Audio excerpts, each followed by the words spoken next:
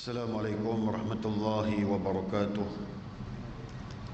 Linabi al-Karim al-Fatihah. A'udzubillahi minasyaitonirrajim. Bismillahirrahmanirrahim. Alhamdulillahi rabbil alamin, arrahmanir rahim. Maliki yaumiddin. Iyyaka na'budu wa iyyaka nasta'in. Ihdinas siratal mustaqim, siratal ladzina an'amta 'alaihim ghairil maghdubi 'alaihim waladdallin. Amin. Innal hamdalillah nahmaduhu wa nasta'inuhu wa nastaghfiruh wa na'udzu billahi min shururi anfusina wa min sayyiati a'malina.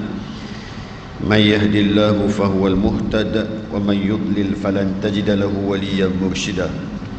Asyhadu an la ilaha illallah wahdahu la syarika lah wa asyhadu anna Muhammadan 'abduhu wa rasuluh. Allahumma salli wa sallim ala sayyidina habibina al-Mustafa Muhammad sallallahu alaihi wasallam. Arsala rasulahu bil huda wa dinil haqq liyudhhirahu ala ad-din kullih wa kafa billahi shahida wa ba'd. Wa qala Allah ta'ala fil Qur'anil 'aziz ba'da a'udzu billahi minasy syaithanir rajim. Bismillahirrahmanirrahim. لقد من الله على المؤمنين إذ بعث فيهم رسولا منهم يتلو عليهم آياته ويزكيهم ويعلمهم الكتاب والحكمة وإن كانوا من قبل لفي ضلال مبين. صدق الله العظيم. Semati Tuan Imam, Tuan Bilal dan sosok pengurusan dan pentadbiran Masjid Al-Husna Bandar Sunway. Tidak lupa juga kepada ibu-ibu, ayah-ayah, tuan-tuan dan perempuan muslimin dan muslimat yang dikasihi Allah sekalian. Alhamdulillah, syukur banyak-banyak kepada Allah Subhanahu wa taala di atas ruang dan peluang yang Allah berikan pada kita pada malam ini. Kita dapat bertemu dalam solat kuliah maghrib. Mudah-mudahan pertemuan pada malam ini mendatangkan rahmat dan kasih sayang Allah, bersurainya nanti mendatangkan keampunannya, keredaannya hingga ke syurga Allah Subhanahu wa taala, insya-Allah. Apa khabar semua? Sihat? Mudah-mudahan dalam jagaan Allah Subhanahu wa taala. Di dalam satu hadis Nabi sallallahu alaihi wasallam, kata baginda Nabi sallallahu alaihi wasallam, idza qumta ila shalah fakabbir summa qra ma tayassara ma'aka minal Qur'an summa rqa hatta tatma'inna raki'an summa rfa hatta ta'tadila qa'iman summa sujud hatta tatma'inna sajidan summa rfa' hatta tatma'inna jalisan summa sujud hatta tatma'inna sajidan summa fa'al zalika fi salatika kulliha. Sadaqa Rasulullah sallallahu alaihi wasallam. Baginda Nabi sallallahu alaihi wasallam bagi tahu kepada kita sekalian. Nabi kata, jika kamu berdiri untuk mengerjakan solat, bertakbirlah. Bertakbir itu maksudnya apa? Allahu Akbar. Lalu bacalah beberapa ayat Al-Quran yang kamu mampu. Lalu rukuklah dengan tamakninah. Lalu angkatlah sampai kamu benar-benar berdiri tegak, iaitu i'tidal. Lalu sujudlah dengan tamakninah. Lalu duduklah dengan tamakninah. Lalu sujudlah dengan tamakninah. Demikian ini kerjakanlah dalam setiap rakaat solatmu. Hadis itu hadis sahih riwayat Imam Al-Bukhari.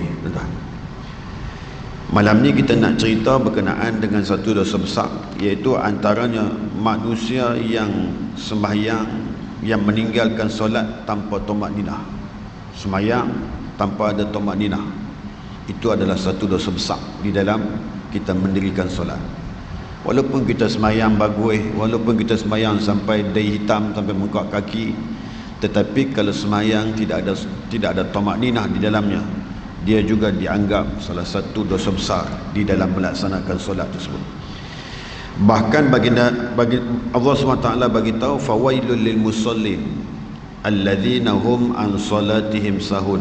Ayat yang tu Imam baca tadi. Maka Allah berkata, maka kecelakaanlah bagi orang-orang yang solat, iaitu orang yang lalai daripada solatnya. Diriwayatkan tafsir dari ayat di atas adalah orang yang mengerjakan solat secepat kilat, tanpa menyempurnakan rukuk dan sujudnya. Ni tuan-tuan, dua benda ni jaga betul-betul. Kalau rukuk betul-betul tuan-tuan. Kalau sujud betul-betul. Jangan sujud, jangan rukuk macam patuk ayam tu lah. Ayam patuk kepada makanan tu, cepat-cepat. Masya Allah. Jadi itu ditegah di dalam agama kita. Abu Hurairah radhiyallahu anhu meriwayatkan, seseorang memasuki masjid dikala Rasulullah sallallahu alaihi wasallam sedang duduk di sana. Orang itu mengerjakan solat lalu menghampiri baginda Nabi sallallahu alaihi wasallam dan mengucapkan salam kepada beliau. Nabi menjawab salam lalu berkata, kerjakanlah solat kamu. Sesungguhnya kamu tadi belum mengerjakannya. Ni tuan-tuan, ada seorang sahabat Nabi duduk semayang. Bila dia duduk semayang ni, Nabi SAW dah ada lama dah di masjid. Nabi duduk adakan masjid, dia masuk masjid, dia tengok ada orang duduk semayang. Nabi duduk tunggu kat depan ni, dia masuk masjid, dia duduk semayang. Bila dia semayang, dia dah habis semayang, dia datang bertemu dengan baginda Nabi SAW. Dia bagi salam, Assalamualaikum ya Rasulullah. Nabi pun jawab, Waalaikumsalam. Nabi kata kepada dia, hang belum semayang lagi, sila semayang balik. Tadi kamu semayang tu belum semayang. Dia kata, semayang balik. Maknanya apa? Maknanya sembahyangnya itu tidak diterima Allah. Dia macam satu peristiwa ketika mana Bilal ibn Rabah azan. Bilal azan tak sedap tuan-tuan, tetapi ikhlas dia tu sampai dengar ke langit yang ketujuh. Malaikat semua dengar. Tiba-tiba ada seorang sahabat Nabi, dia offer, dia kata, saya azan lebih sedap daripada Bilal, bagi saya azan sekali.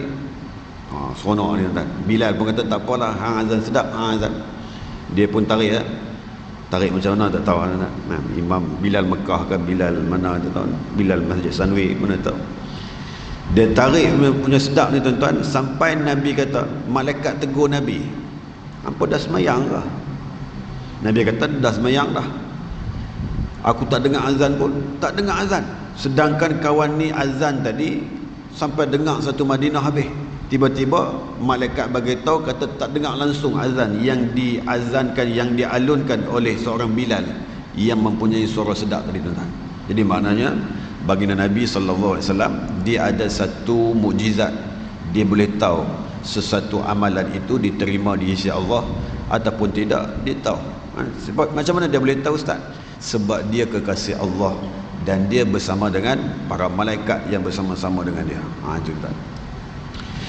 Ibu-ibu, ayah-ayah, tuan-tuan dan puan-puan yang dikasihi sekalian, kembali mengerjakan solat. Sesungguhnya kamu tadi belum mengerjakannya, maka orang itu pun kembali mengerjakan solat seperti yang telah dikerjakannya. Kemudian dia kembali dan mengucapkan salam kepada Nabi sallallahu alaihi wasallam.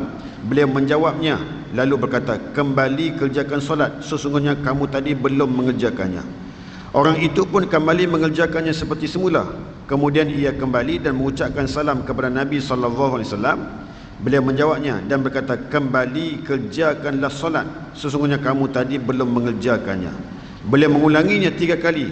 Mendengar itu, orang tadi berkata, demi Allah yang mengutusmu dengan kebenaran wahai Rasulullah, aku tidak mampu mengerjakan solat yang lebih baik dari yang sudah aku kerjakan tadi. Kerananya ajarilah aku. Lalu baginda Nabi SAW pun ajak kepada dia. Maknanya dia jahil entah. Dia jahil. Dia kata, aku punya standard semayang aku macam tadi ya. Nak suruh aku semayang elok macam mana pun, memang yang tu je standard aku. Dengan tanda tumakninahnya, dengan kalutnya, macam tu aku semayang.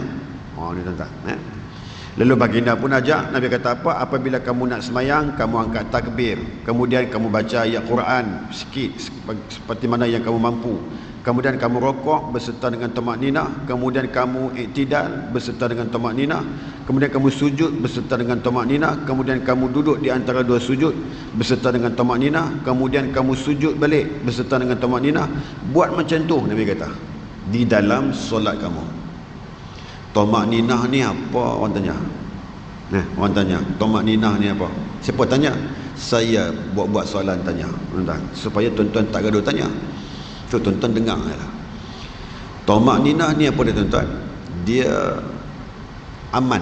ataupun dia tenang, ketenangan ataupun tenang beberapa masa. Contohnya duration dia ataupun tempoh dia apa dia? Subhanallah walhamdulillah wala ilaha illallah wallahu akbar. Itu tempoh dia. Subhanallah walhamdulillah wala ilaha illallah wallahu akbar. Itu tempoh dia. Jangan kuat pula baca, jangan baca pula. Tempoh dia yang tu, panjang tu je. Jangan pergi baca Subhanallah walhamdulillah wala ilaha illallah wallahu akbar. Tok imam dengar, tok imam kata aku buat salah apa?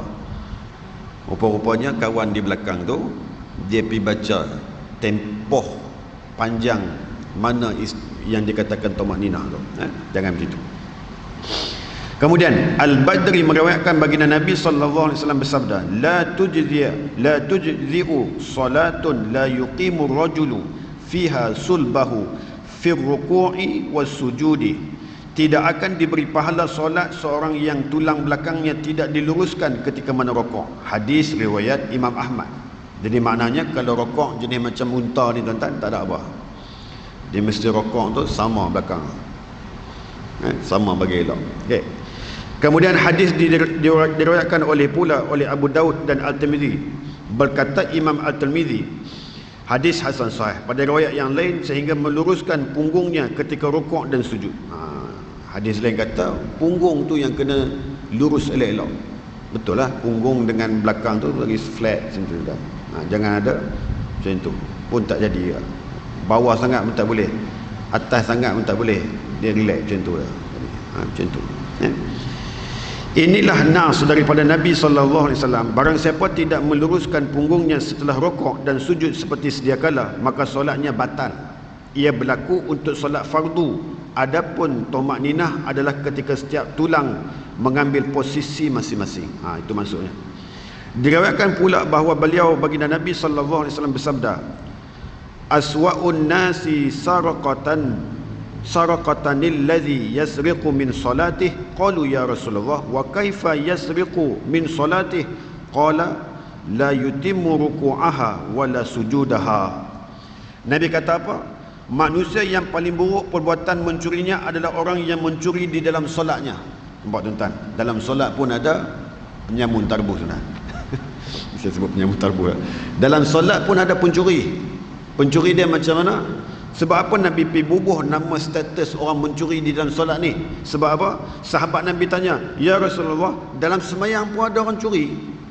Nabi kata, ya, dalam solat pun ada curi. Sebab apa?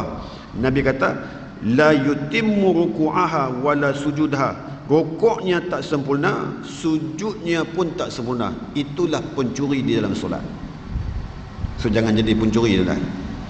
Tak boleh jadi pencuri di luar, jangan jadi pencuri dalam solat. So pencuri ni apa pun tak boleh. Okey. Terus. Maka jawab Nabi sallallahu alaihi wasallam, Abu Hurairah mengkhabarkan bahawa Nabi sallallahu alaihi wasallam bersabda. Nabi kata, la yanzurullahu ila salatin rajulin la yuqimu sulbahu baina ruku'ihi wa sujudih. Allah SWT tidak akan melihat kepada seorang yang tidak menegakkan tulang belakangnya di antara rukuk dan sujudnya. Hadis itu hadis sahih. Bahkan baginda Nabi sallallahu alaihi wasallam kata, tilka salatul munafiqi yajlisu yarqubu syamsa hatta idza kanat baina qarni syaitani qama fanaqaraha arba'an la yazkurullaha fiha illa qalila. Cuba tuan-tuan tengok Nabi kata apa ni. Inilah solat seorang munafik, duduk menunggu matahari sampai ketika ia berada di antara dua tanduk syaitan hampir tenggelam. Orang itu pun berdiri lalu solat seperti kilat sebanyak 4 rakaat. Dia tidak berzikir kepada Allah kecuali sedikit di dalam mengerjakannya.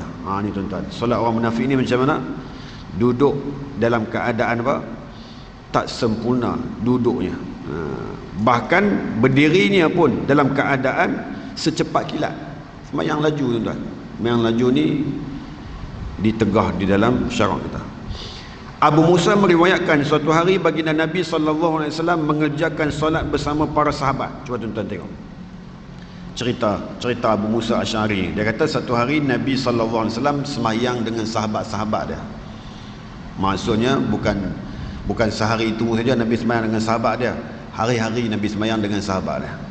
Cuma ada satu hari berlaku kes macam ni. Kes apa? Lalu beliau duduk. Siapa yang duduk? Baginda Nabi SAW duduk. Seorang datang berdiri mengerjakan solat, ia rokok dan sujud seperti mematuk kerana cepat.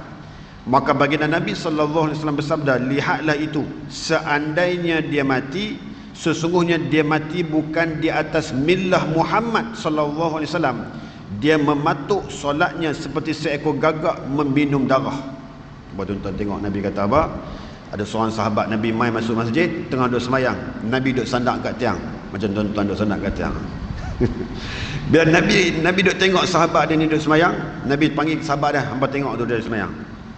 Dia tu kalau semayang, kalau ditakdirkan, kalau dia mati selepas dia semayang ni, dalam tempoh dia semayang ni, kalau dia mati, sesungguhnya dia mati bukan di atas kalimah Muhammad sallallahu alaihi wasallam. Maksudnya apa tu? Maksudnya dosa besar. Maksudnya apa tu? Maksudnya dalam keadaan sembahyangnya itu tidak diterima Allah. Sebab apa jadi macam tu? Sebab dia mematuk solatnya seperti seekor gagak meminum darah. Seperti mana burung gagak punya hal, tuan-tuan. Burung gagak duk patuk makanan ni, tuan-tuan boleh tengok sendiri, kan? Ini itulah perumpamaan yang dibuat oleh baginda Nabi sallallahu alaihi wasallam. Umar bin Al-Khattab radhiyallahu anhu meriwayatkan Rasulullah sallallahu alaihi wasallam bersabda, setiap orang yang solat pasti di sisi kanan kirinya ada malaikat.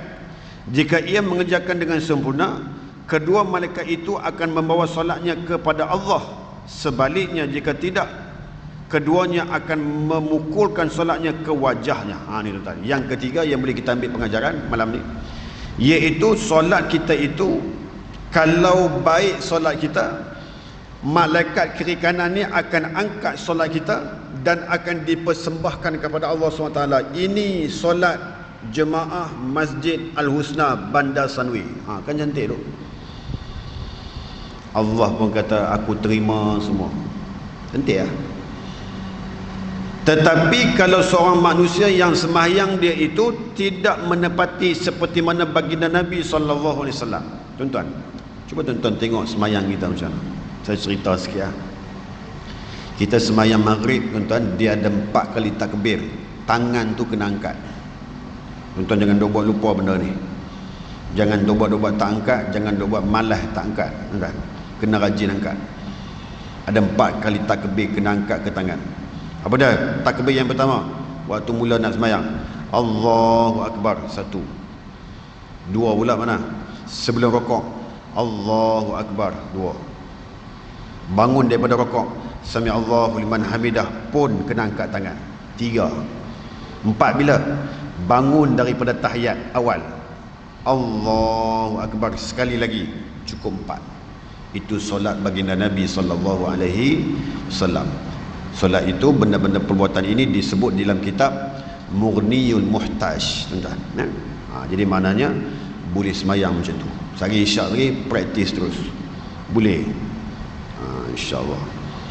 Kita nak bagi terima, ya, tuan.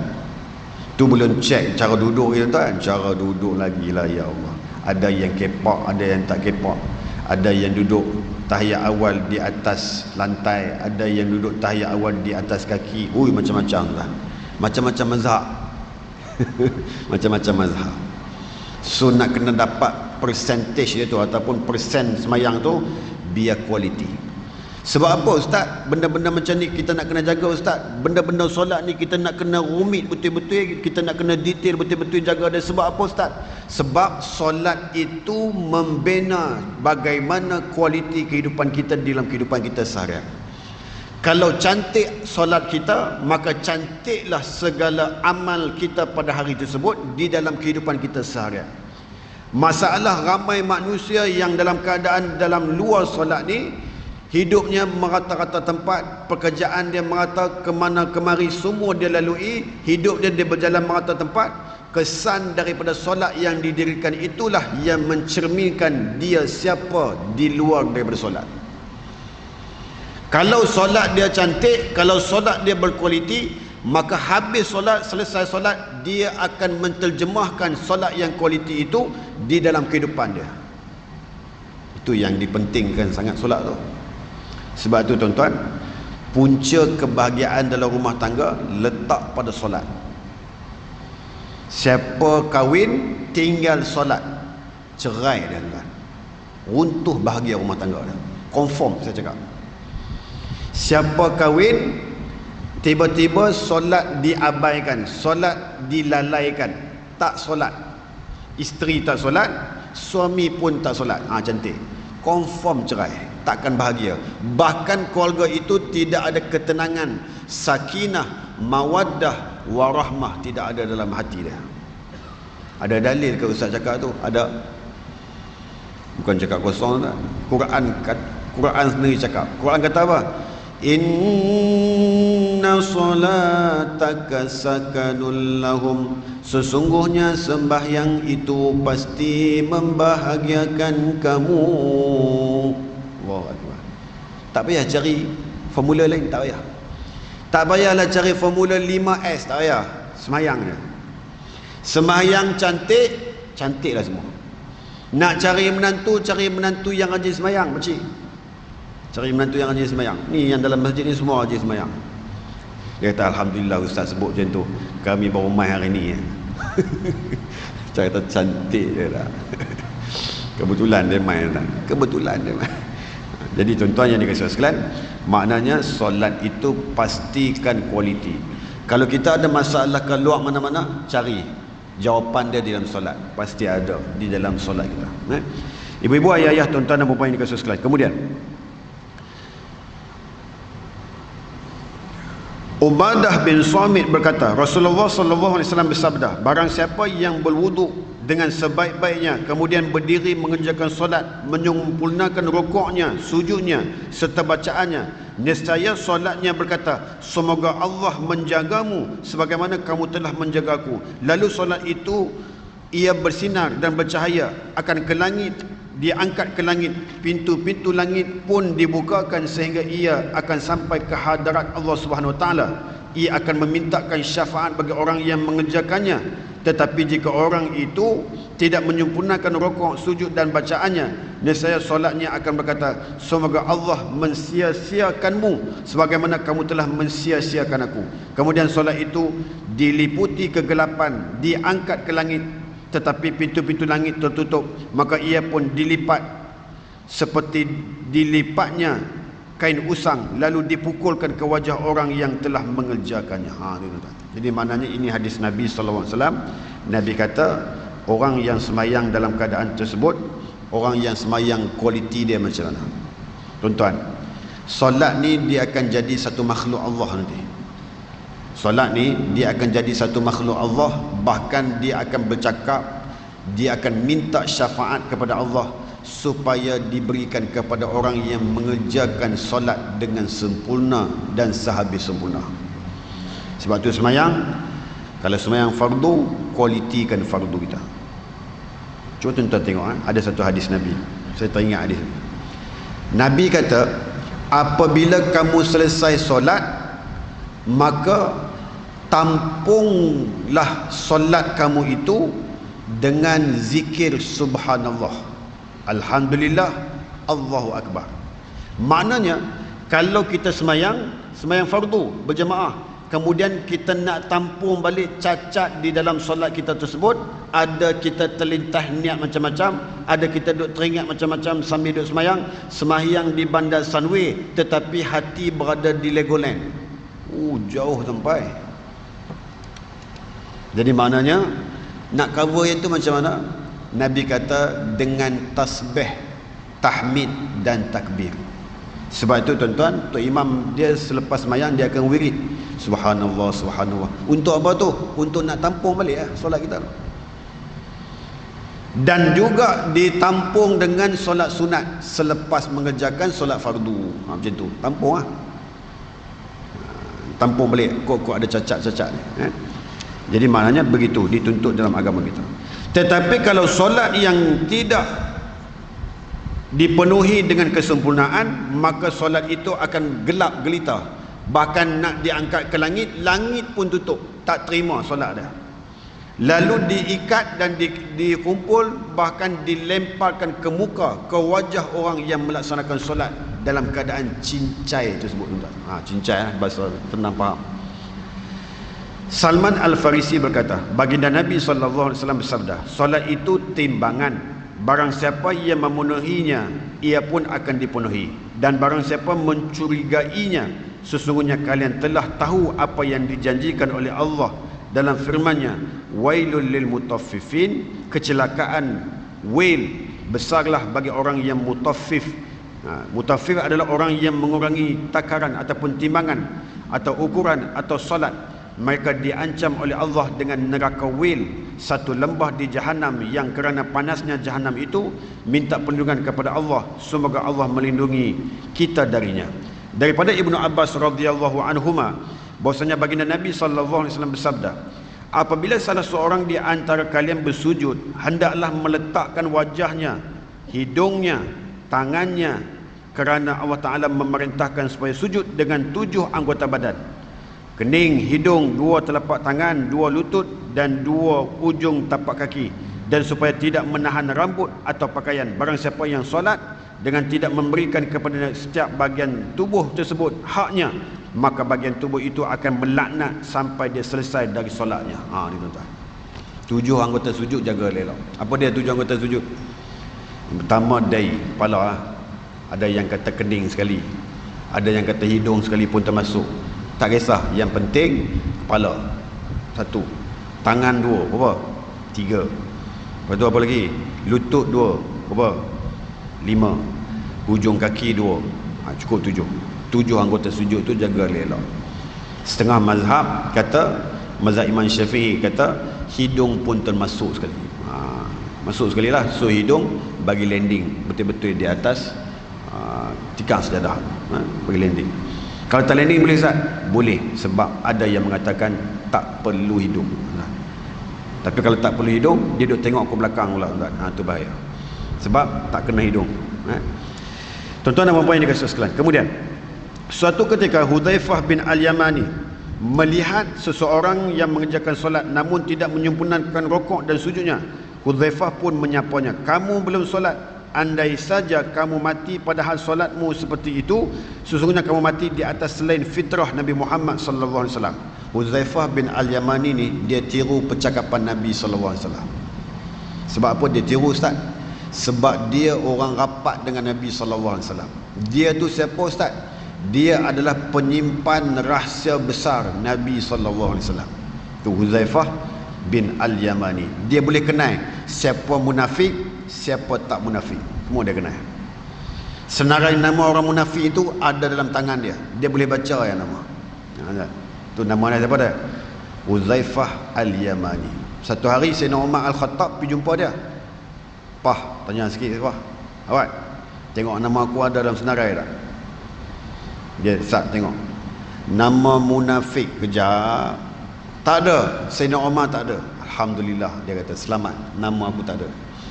Dia Sayyidina Umar pun takut nama dia termasuk dalam senarai orang-orang yang munafik. Ibu-ibu, ayah-ayah, tuan-tuan dan puan-puan yang dikasihi sekalian. Kemudian dalam riwayat Abu Daud, Hudzaifah bertanya, sejak bila kamu mengerjakan solat seperti yang kulihat tadi? Sejak 40 tahun yang lalu, jawab orang itu. Lalu Hudzaifah berkata, selama 40 tahun ini kamu tidak solat sama sekali, dan jika kamu mati di atas selain fitrah Nabi Muhammad sallallahu alaihi wasallam. Hasan Al-Basri bertutur, wahai anak Adam, apa lagi yang kamu banggakan daripada agamamu jika solatmu sudah kamu dalam keadaan semikian? Padahal tentang solat itu pertanyaan pertama yang diajukan kepadamu pada hari kiamat nanti. Nabi sallallahu alaihi wasallam bersabda, amal yang pertama dihisab pada hari kiamat dari seorang hamba adalah solatnya. Jika solatnya baik, maka ia telah berjaya dan beruntunglah ia. Sebaliknya jika kurang, sesungguhnya telah gagal dan merugilah ia. Dan bila mana amalan fardu itu kurang sempurna, Allah berfirman, lihatlah apakah hambaku memiliki amalan sunnah untuk melengkapinya, demikian sampai habis seluruh amalnya. Maka seorang hamba itu mestinya memperbanyak amalan sunnah untuk menyempurnakan amalan yang wajib. Dari Allah taufik itunya datang. Jadi tuan-tuan, fahamlah kita pada malam ni bahwasanya sembahyang itu perlu dipelihara. Tak cukup dengan sembahyang biasa, sembahyang sunat cover pula ke atas. Maksudnya apa? Sembahyang sunat tu mesti ada cover. Sembahyang sunat apa? Kalau selepas isyak, sembahyang sunat ba'da isyak. Selepas habis ba'da isyak, sembahyang witir pula. Rajin sungguh, masya-Allah, 1 rakaat paling malas. Kan? Dah sembahyang dah. Malam ni pula bangkit pula pukul 4.30 pagi. Sembahyang tahajud pula 4 rakaat. Hebat, masya-Allah. Dengar besok azan subuh pula. Allahu akbar, Allahu akbar. Sembahyang sunat sebelum subuh pula. Ya Allah, bagus. Ni orang-orang yang cuba mencari amalan sunnah yang boleh menampung amalan-amalan wajibnya yang tercalar ataupun yang tercacat. Itulah yang dituntut oleh baginda Nabi SAW kepada kita sekalian. Ibu-ibu, ayah-ayah, tuan-tuan dan puan-puan, muslimin dan muslimat ini kesal sekalian. Maka tajuk yang kita bicara pada malam ini berkenaan dengan baginda Nabi SAW memberi ancaman bagi orang yang meninggalkan solat tanpa tumakninah. Kemudian dia masuk tajuk yang baru, iaitu mengenai hukum meninggalkan solat jemaah bagi yang tidak berhalangan. Yang ni tuan-tuan, hukum tinggal solat jemaah saja-saja ni hukumnya apa? Tapi kita tak boleh cerita malam ni tuan-tuan. Kita akan cerita bulan depan sebab tak sempat. Kalau cerita yang ni dia akan pi pukul 8.30 ataupun pukul 9 baru habis. Lebih baik pun tiap awal. Kalau cerita yang ni dia akan pi pukul 8.30 baru habis. So 8.30 habis dah nak masuk waktu dah. Jadi ibu-ibu, ayah-ayah yang dikasihi sekalian, apa yang boleh kita ambil pengajaran? Yang pertama, sembahyang kualitikan dia. Jangan pentingkan kuantiti, tetapi pentingkan kualiti di dalam solat. Yang kedua, hadirkan solat-solat sunnah, solat-solat sunat di dalam kehidupan kita. Perbanyakkan solat sunat supaya dapat menampung solat-solat fardu yang tercalar ataupun yang tercacat di dalam ketika mana kita mendirikan solat fardu tersebut. Yang ketiga, carilah redha Allah di dalam solat. Sesiapa yang menjaga solatnya, maka dia memiliki segala-galanya di luar solat. Dengan apa yang diperbaikinya di dalam solat, maka Allah akan perbaiki kehidupannya di luar solat. Dan yang keempat yang boleh kita ambil pengajaran, hargailah Islam yang Allah kurniakan kepada kita untuk kita turutinya dan untuk kita berpegang dengannya sehingga kemati. Wallahu ta'ala alam. Jom kita baca doa, kemudian kita tutup majlis kita dengan tasbih kifarah dan suratul Asr. A'udzubillahi minasyaitonirrajim. Bismillahirrahmanirrahim. Alhamdulillahirabbil alamin wassalatu wassalamu ala asyrafil anbiya'i wal mursalin wa ala alihi wa sahbihi ajma'in. Ya awwalal awwalin wa ya akhiral akhirin wa ya dzal quwwatil matin wa ya rahimal masakin wa ya arhamar rahimin. Wahai Allah, ya Tuhan kami, pada malam yang penuh dengan keberkatan ini, wahai Allah, apalah kiranya Engkau anugerahkan kepada kami kesihatan yang baik, keafiatan yang berterusan, kesembuhan daripada segala penyakit, bahkan dikurniakan kepada kami keridaan-Mu, keampunan-Mu, kasih sayang-Mu yang berterusan hingga ke syurga-Mu, wahai Allah. Wahai Allah, ya Tuhan kami, Kau panjangkanlah umur kami, di dalamnya ada ketaatan dan keberkatan daripada-Mu. Permudahkanlah urusan dunia dan akhirat kami, wahai Allah. Ya Allah, rezekikan kepada kami untuk bertaubat sebelum tibanya ajal kepada kami. Rezekikan kepada kami untuk mendapat husnul khatimah di akhir hayat kami nanti. Rezekikan kami juga, wahai Allah, agar dihilangkan daripada kesengsaraan dan azab di alam kubur dan di alam mahsyar-Mu nanti, wahai Allah. Wahai Allah, ya Tuhan kami, akhirilah kehidupan kami dengan kalimah la ilaha illallah sebelum nyawa kami berpisah daripada jasad kami ini, wahai Allah. Dan jadikanlah majlis ilmu pada malam ini menjadi penyebab kepada ibu dan ayah kami yang telah meninggal dunia. Dijadikan kubur ibu dan ayah kami satu taman daripada taman-taman syurga-Mu, wahai Allah. Dan jangan sesekali Kau jadikan kubur ibu dan ayah kami satu lubang daripada lubang-lubang api neraka-Mu, ya Rahman. Wahai Allah, ya Tuhan kami, Kau peliharalah seluruh jemaah Masjid Al-Husna ini, wahai Allah. Mudah-mudahan mereka hidup dalam keadaan istiqamah, mentaati-Mu, beribadah semata-mata untuk-Mu, bahkan mentaati-Mu hingga ke akhir hayat mereka, wahai Allah. Allahumma rabbana atina fid dunya hasanah wa fil akhirati hasanah wa qina azabannar. Sallallahu ala sayyidina Muhammad wa ala alihi wa sahbihi wa baraka wasallam. Alhamdulillahirabbil alamin. Subhanakallahumma bihamdika asyhadu an la ilaha illa anta astaghfiruka wa atubu ilaik. Bismillahirrahmanirrahim. Wal 'asri innal insana lafi khusr illa alladhina amanu wa 'amilus solihat wa tawassaw bil haqqi wa tawassaw bis sabr. Wa hadza wa billahi taufiq wal hidayah. Wassalamualaikum warahmatullahi wabarakatuh.